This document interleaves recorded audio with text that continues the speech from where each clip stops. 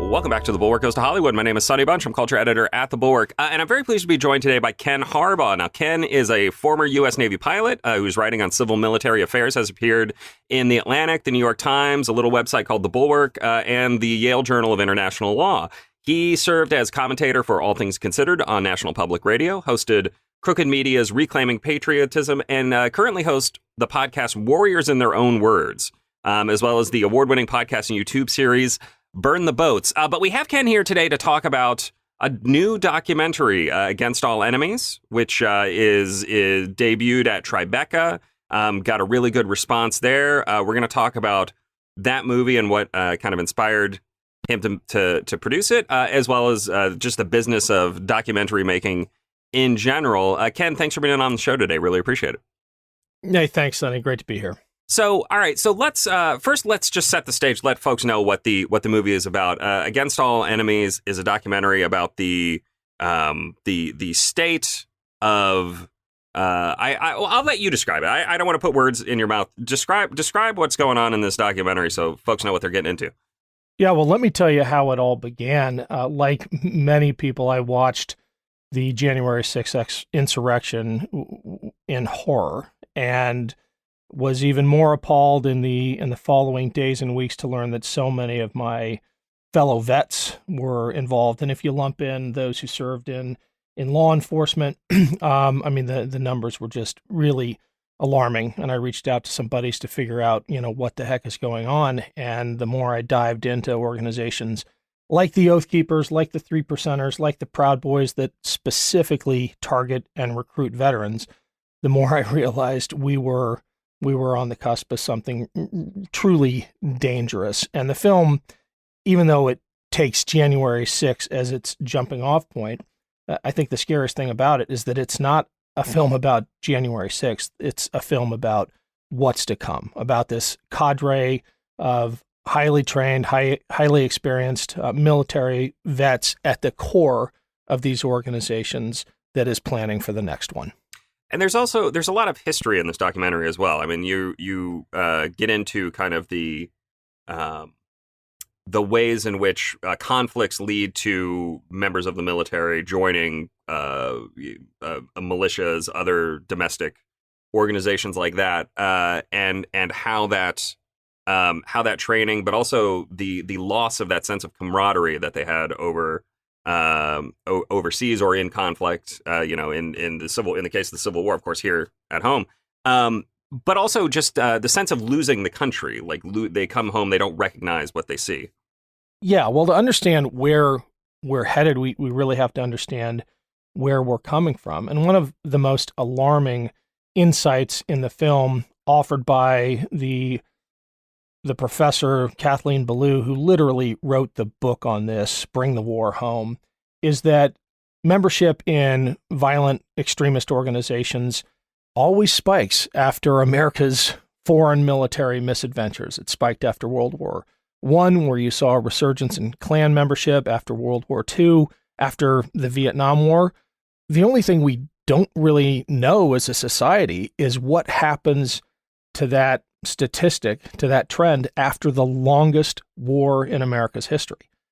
We know it's going to be bad, but we don't know how bad. We have absolutely seen the growth in that membership of extremist organizations like the 3 Percenters and Proud Boys.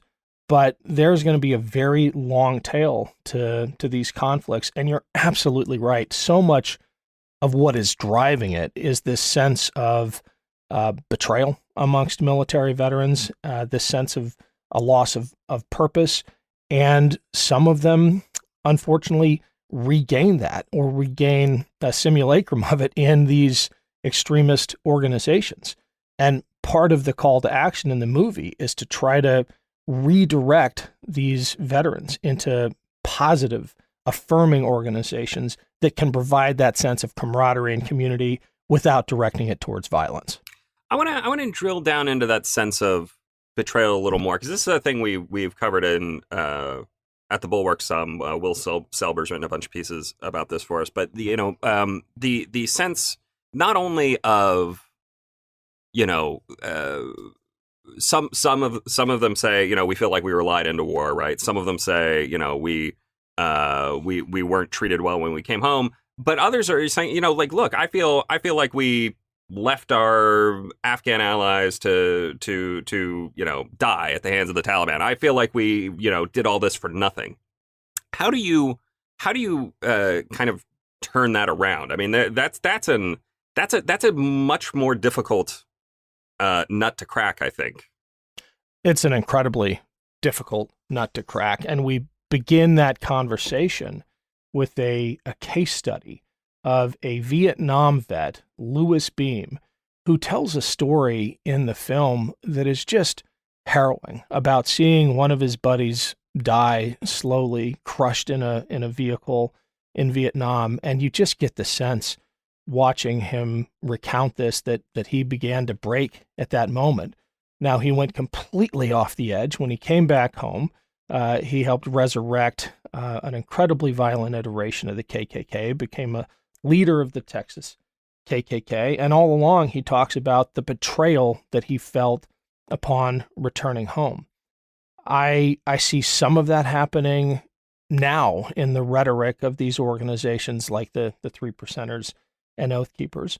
And to your question about how do we arrest it, I think we have to find any number of entry points into that chain of radicalization and divert people where we can. Maybe it's in their transition from out of the DOD. We need a better handoff from the DOD to the VA. We need to empower organizations that provide a positive sense of camaraderie and purpose, like Team Rubicon, a disaster relief organization that retrains military vets to be emergency responders.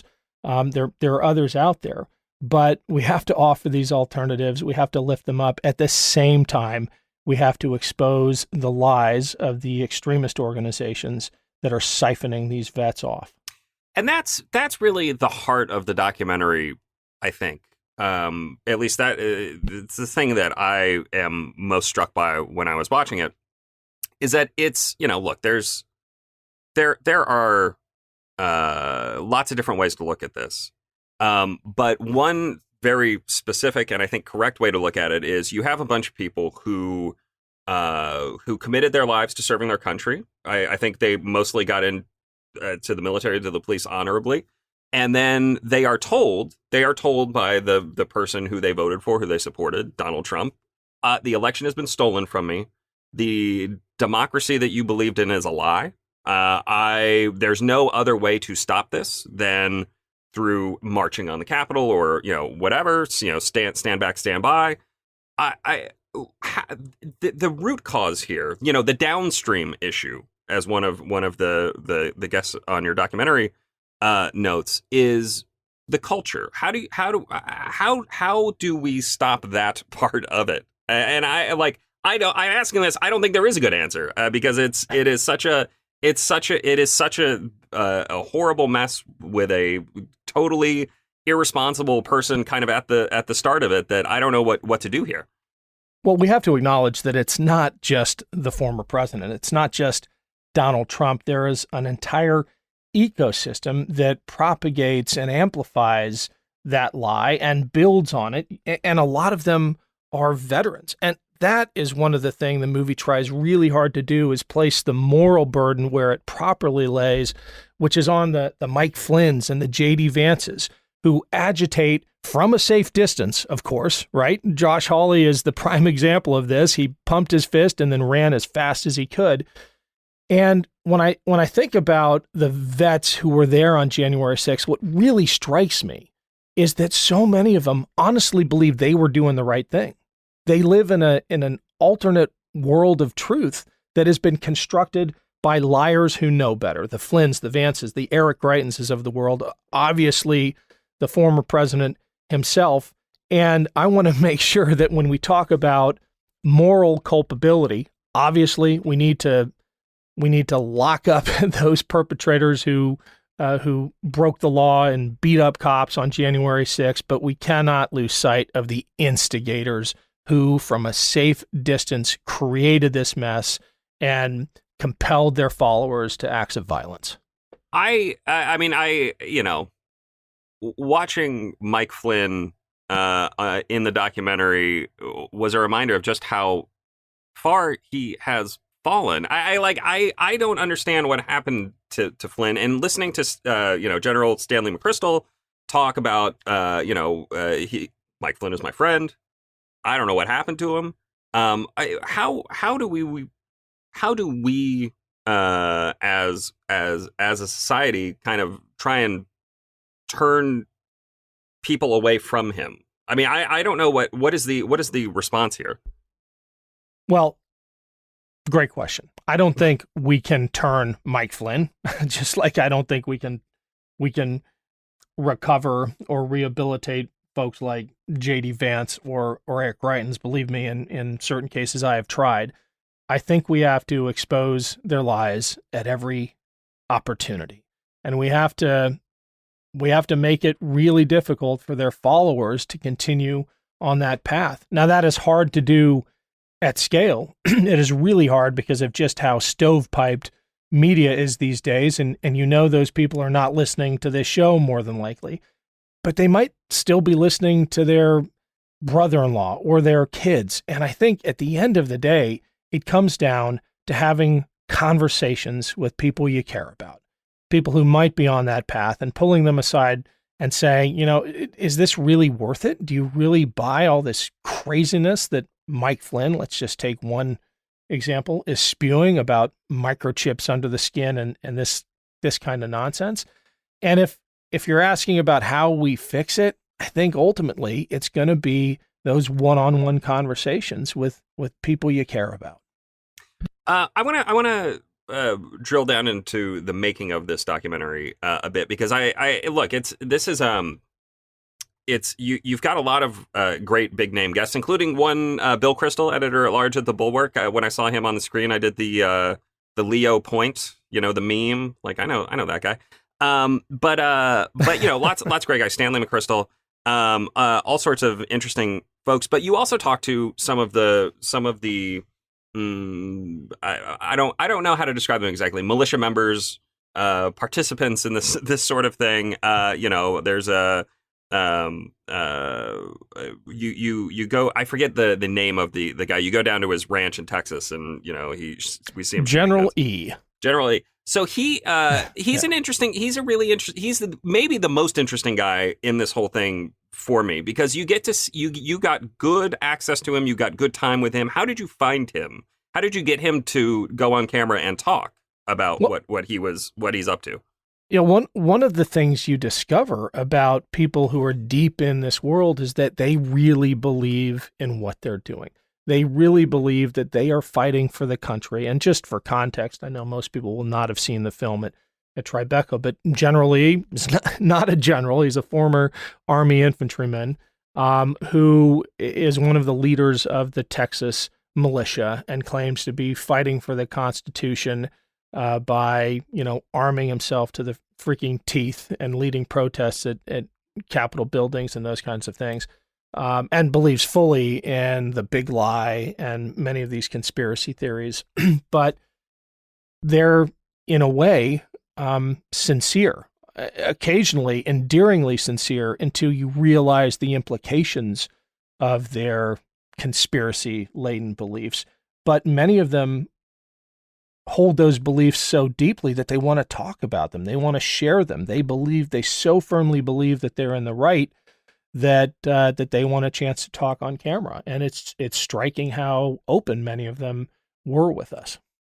When you're putting together this documentary, do you ever worry that, we are providing these people a platform and a megaphone that will bring others to their cause? Because I'll just state my biases. The documentaries I love the most are the ones that just let people talk.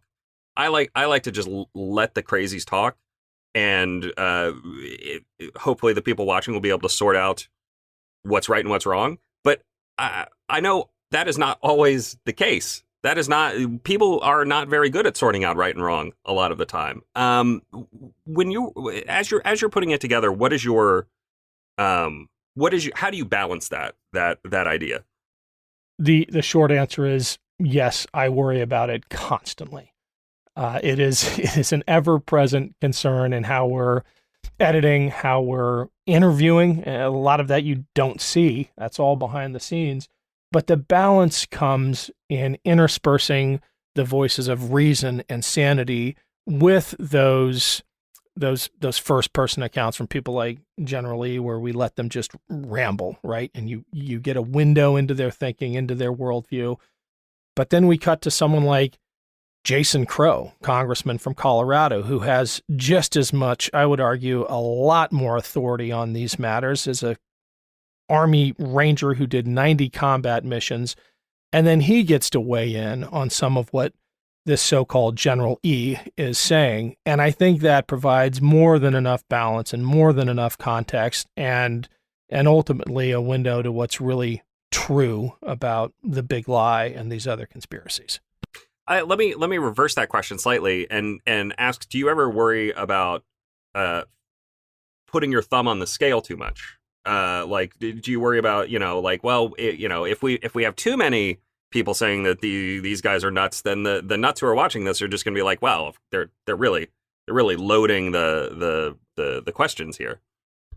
A little bit. We worry about that a little bit, but I think in terms of airtime, it's relatively evenly split, but the weight of the commentary from people like Congressman Crow and Seth Moulton and Stan McChrystal and Denver Riggleman, and you mentioned a few, Bill Kristol.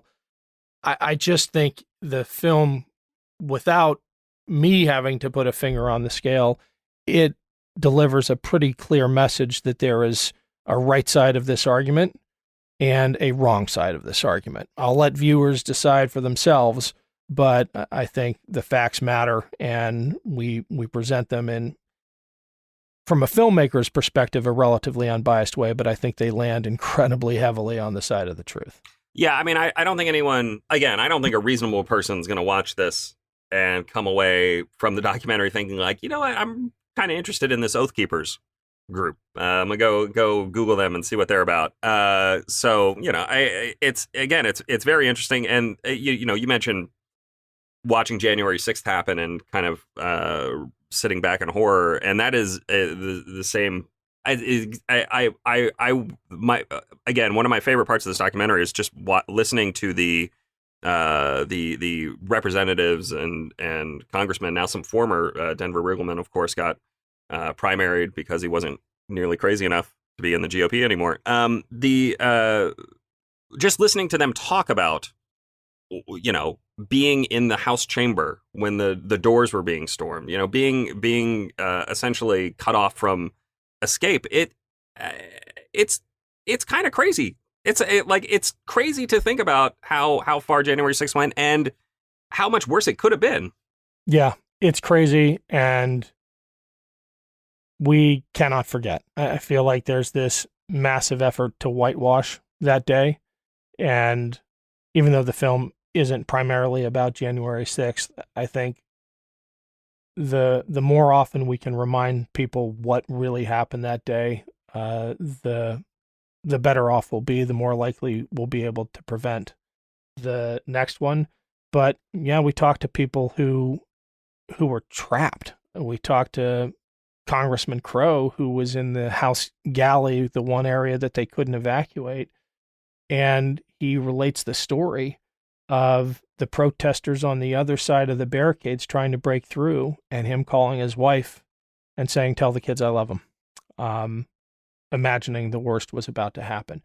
But also having the presence of mind to realize that the people on the other side of that door thought they were in the right. They thought they were the ones, especially the vets on the other side of that door, they thought they were the ones supporting and defending the Constitution. That's where the name of the film comes, Against All Enemies, Foreign and Domestic. And that's the real question we highlight in the film. How did people on the other side of that barricade arrive at this point where they really feel like they are defending the Constitution against all enemies? We have a theory, and it points directly to the big lie and people like Trump and Greitens and Vance and Flynn and others who instigate. Yeah. Yeah, I mean, this is, I think the best thing about the documentary is that there is a sense of empathy, not sympathy, but empathy with understanding how these former military members, former cops got there, and that is what the best documentaries do. Let's talk about the business of documentaries a little bit because I'm super fascinated. So you guys premiered the movie at Tribeca, which is a very prestigious film festival. We had Kara Cusimano from Tribeca Film Fest on a couple weeks ago. And it got a very good reception, right? You guys did pretty well in terms of attracting audiences and interests. Yeah, we did great. I think people must have been sneaking into the premiere because they were literally standing on the sides of the theater. So packed house on opening night. They gave us 2 more theaters. That's always a great sign. And the reviews have been overwhelmingly positive. For a kid from Ohio who's never made a movie before, it was quite an experience. We pulled up to the theater. I saw the red carpet out front, and I asked my wife, "Gosh, who is that for? I wonder who's here." And it was for us. Yeah. So it was pretty cool. Well, you before the show started, we were talking a little bit. You said that this was kind of a real crash course in the business. What did you learn while you were making this and getting it put together and getting it ready to premiere? I learned a lot. I learned that making a film like this is only half the battle. A lot of the work happens after you've delivered the final cut, and you need to find the right partner to get it out into the world. You need to find the right ways to get it to the audience that you want to see it. That's all been a fun challenge, I'll have to say. At no point in the making of this film was I pulling my hair out. It's been a heck of a ride, but the business of documentary filmmaking is, it's its own world. There's the creative side, and then there's the business side, and you kind of have to navigate both.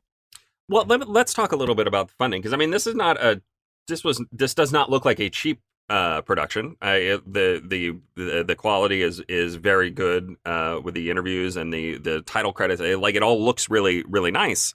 How did you guys cobble together the funding for this? Were there grants? Where'd you guys get the money? Yeah, about half grants, half investors, and it I guess is reassuring in a way that there are still a lot of people out there who care deeply about issues like this, who care deeply about defending democracy, and are willing to put their money where their values lie. And we honestly didn't have that difficult of a time raising the funds to support the movie. And, hopefully at this point we just find the right partner to get it in front of as many eyeballs as possible.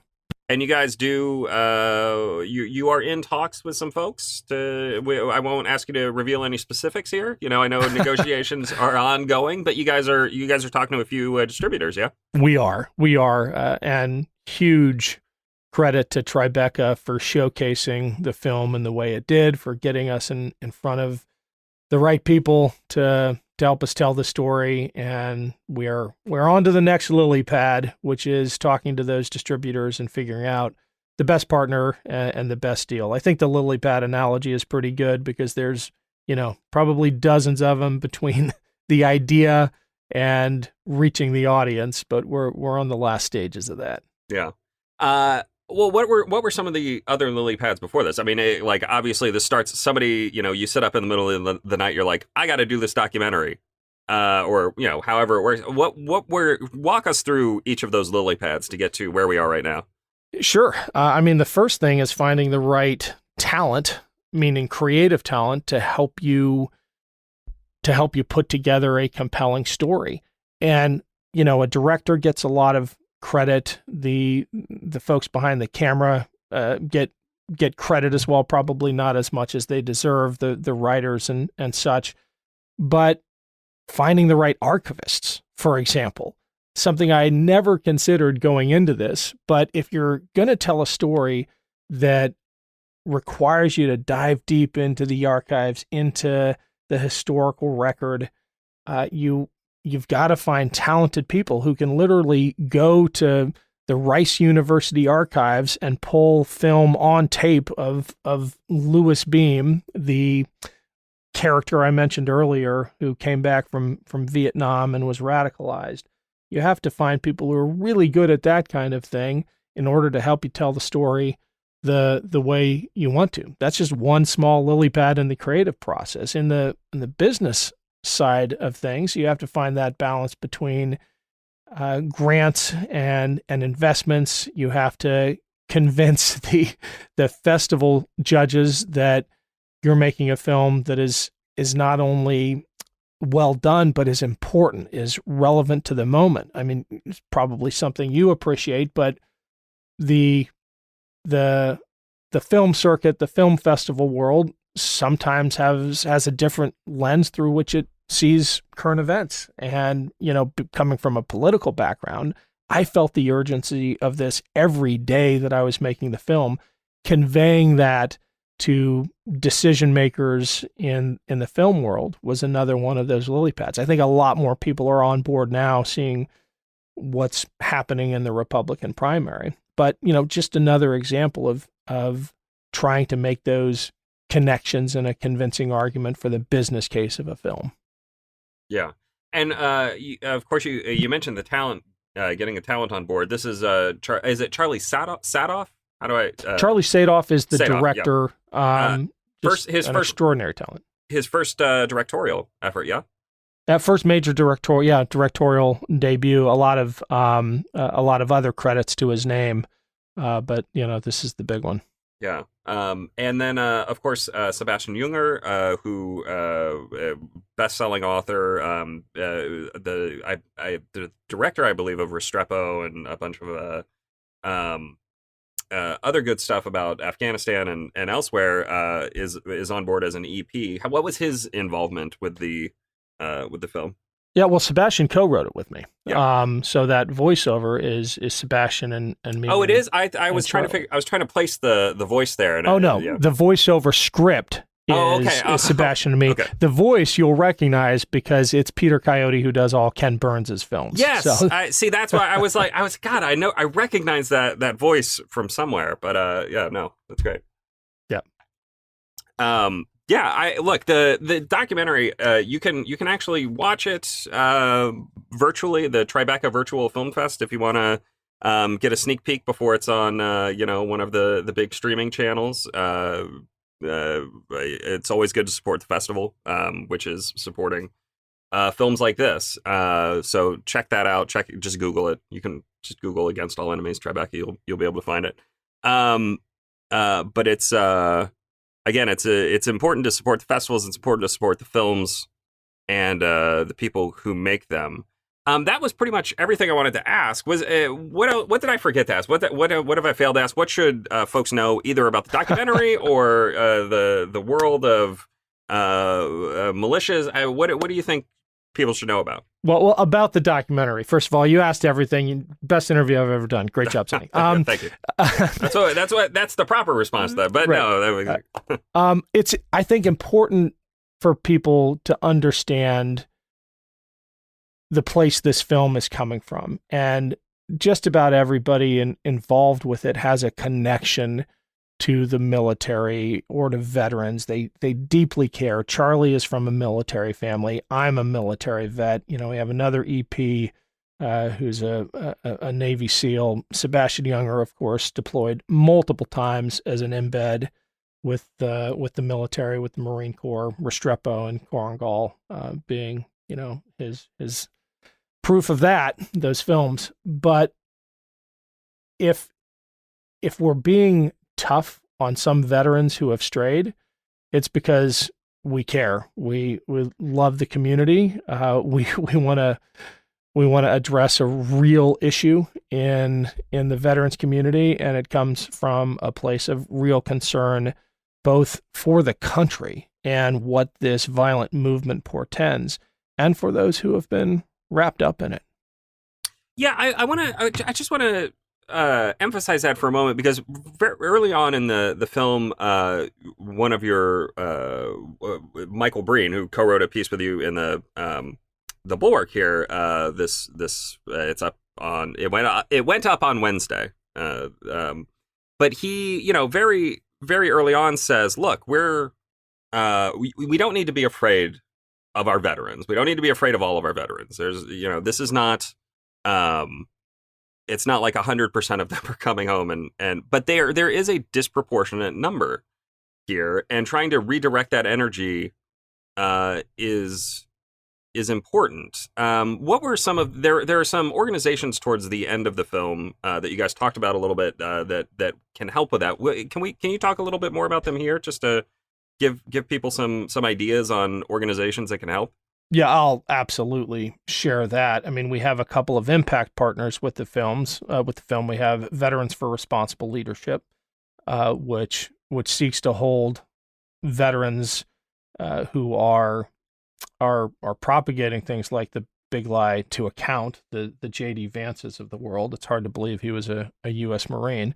There's New Politics, which helps veterans and other service alumni, say Peace Corps or Teach for America, enter politics and take that spirit of service to Washington. And then there are groups that I think can help address the rank and file issue, like Team Rubicon, who can help reintegrate veterans by the tens of thousands into civilian life. I think Team Rubicon has well over 100,000 veteran volunteers now who are deploying to disasters literally around the world, using their skills and experience to do good. Organizations like that can help address a lot of what ails us here.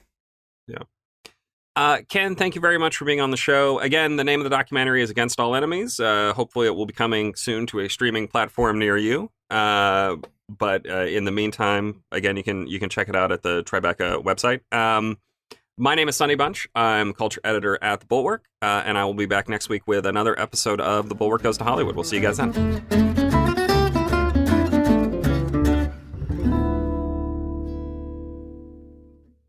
Movies, TV shows, books, podcasts, and more. It's What Women Binge with Melissa Joan Hart and her friend Amanda Lee. If I'm going to be an actress one day, which I don't think I will, I want to be on. You want to be? Doesn't everybody want to be at some point? I don't know. Really? Says the girl who's done it her whole life. But I would want to be on one of those shows where you get to keep the wardrobe. Well, you have to steal the wardrobe. Let's be clear about this. I have my Motorola's and my free Disney entrance and tour guides. Those are my perky things. What Women Binge, wherever you listen. The Bulwark podcast focuses on political analysis and reporting without partisan loyalties. A real sense of deja vu sprinkled on our PTSD. So things are going well, I guess. Every Monday through Friday, Charlie Sykes speaks with guests about the latest stories from inside Washington and around the world. You document in a very compelling way all of the positive things that have come out of this, but it also feels like we have this massive hangover. No shouting or grandstanding. Principles over partisanship. The Bulwark Podcast, wherever you listen.